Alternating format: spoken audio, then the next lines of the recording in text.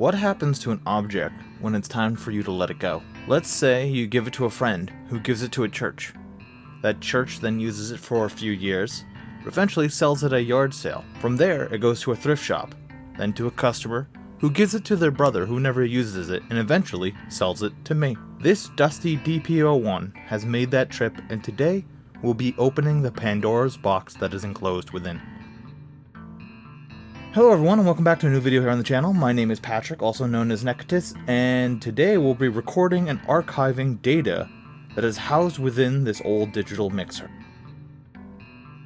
Tascam's DP-01 was released in the early 2005, 25 years after the introduction of the first Portastudio, and discontinued in 2007. It was a digital reimagining of this original hardware, and boasts a large, for the time at least, 40GB built-in hard drive. This device is extremely easy to use, with most functions being able to be accessed with only one button press, and even the menu for file storage is relatively simple to navigate. Though naming files on this device could be very difficult. This will come up again later. This particular one in my possession looks almost brand new. At first, even though it was covered in dust, I thought the device was never used. However, this assumption soon proved to be wrong. Interestingly, when I first got this, the box it was in was for a DP-02. I got this device along with a Korg PSS-50 drum machine and an Ion audio USB turntable from this guy on Facebook Marketplace for only $25. I honestly only wanted the drum machine, and since it wasn't tested by anyone, I wasn't sure of the state of the device and I was hesitant to get it. But for the price, I thought it was a decent bargain, and if it didn't work, I didn't really lose much.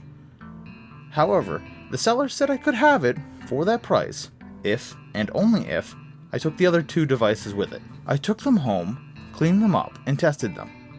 Everything works fine, in fact. They all look barely used. The DP-01, however, was deceptive in that respect. Turns out, it got a good deal of use. When this device was turned on, by sheer happenstance, I decided to press play and see what happens. To my surprise, a rather decent cover of Johnny Cash's Ghost Rider in the Sky began to play.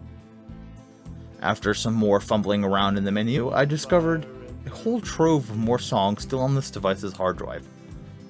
All of them labeled song and some random number. Probably because naming things on this device is so difficult, they just left it to the device's default naming format. I soon discovered almost all of these songs are Christian in nature. Many of them were very bad, but a few of them were actually pretty good. After sharing this information with my Discord server and letting them listen to all the songs, they urged me to digitize them and stem them all out. This was a process I started with a few of the ones I was most interested in at the suggestion of my one friend Neil, who like me is a bit of a data hoarder and an archivist. I figured some of these stems could be interesting to resample and incorporate in my own work, sometime in the future.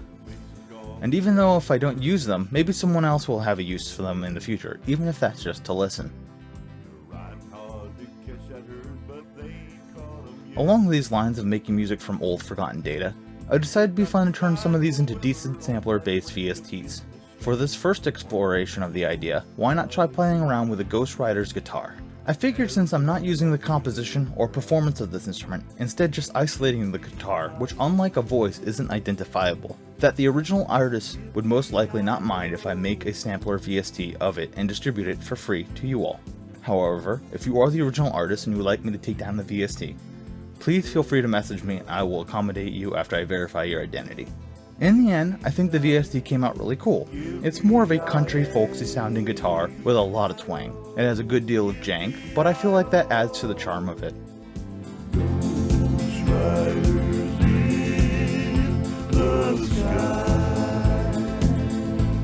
I have included a link in the bio of this video to a decent sampler library on Gumroad I have made using this instrument.